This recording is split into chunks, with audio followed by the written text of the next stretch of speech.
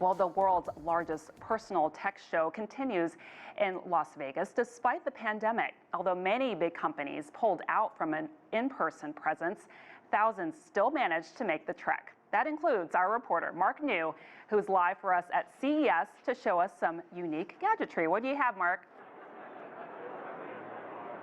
That's right, Francis. A lot of big-name tech companies pulled out, everyone from Amazon, HP, Intel, Lenovo.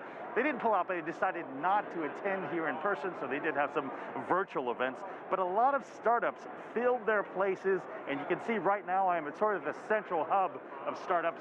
This is called Eureka Park, and many consider this the life of really what CES is all about these days, because a lot of these startups are the ones that come up with ideas that big companies later adapt or even buy or sometimes even copy.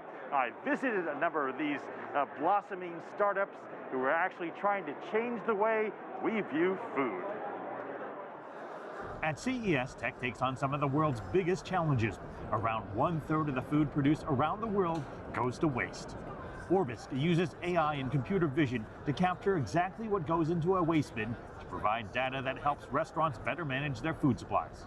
We can identify up to 1,000 different ingredients, and it can be in different stages. For example, if it's a completed meal, then we know it's already been cooked. We can identify if it's a complete whole broccoli, for example, then it's raw. We found that about 70% is due to defects in their process, that they prepared much. Here at the show, artificial intelligence is also entering the world of gourmet cuisine.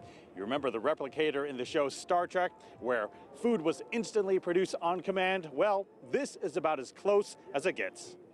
Beyond Honeycomb has a master chef first make a dish.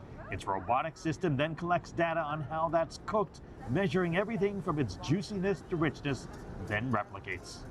So our sensor senses the meat or the meal while it's being cooked to its molecular level, and we digitize the taste and the texture of the meal that's being cooked. Once it's digitized, the AI learns it, and then it replicates exactly the same texture and the taste. This is the Japaguri Chef Edition from the famous movie Parasite. Hope you enjoy. Made by Beyond Honeycomb's AI system. Okay, yeah. try Replicated Chef Minji Kim's recipe. Wow, that is good and spicy. Clearly, it tastes like it's from a chef's hand. We all know that labor shortage is a huge problem right now, but we are concentrating on the taste itself, not replacing just the human task. We are concentrating on the taste so that people can enjoy food even without people working inside the kitchen. Making sure meals go down easy is also being addressed from a completely different angle. The startup Taste Boosters has created Spoon Tech, which sends a tiny electrical current to your taste buds through a spoon. It is the first spoon with built-in electronics inside to enhance taste and to eliminate aftertaste. You can put yogurt, soup, or ice cream on the spoon, and as you eat, it will light up, and that enhances the flavor. It excites the taste buds. I taste a very sour coffee-flavored yogurt and then try it, activating the spoon. Yeah, the sourness went away. What we'd really like is for food companies to put less sugar and less salt into their foods, use a spoon like this, and then you could actually eat healthier. Changing tastes, heightening quality, and increasing efficiency. All goals of the latest technology that's bringing about a food revolution.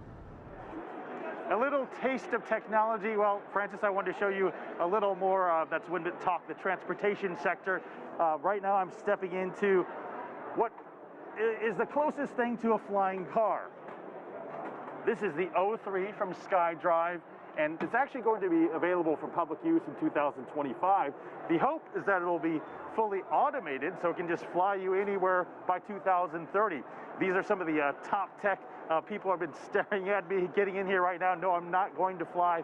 We are not allowed to do that in this venue right now, but only 400 kilograms, electric, can take off vertically, sort of like a helicopter, but much more balanced, less noise, less wind. This is the future, Francis. Wow, a lot of really interesting innovations out there. So Mark, what did you think of all these food technologies that you tried out?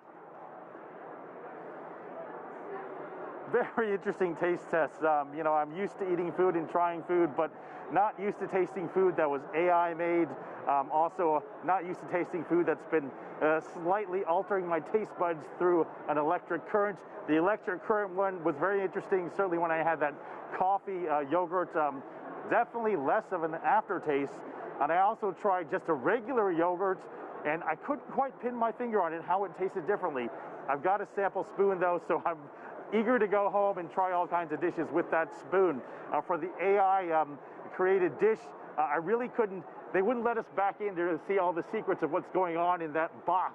So I really asked, you know, what's happening there? It's really the timing and sort of the way it goes in there. It's able to replicate exactly what the original chef did.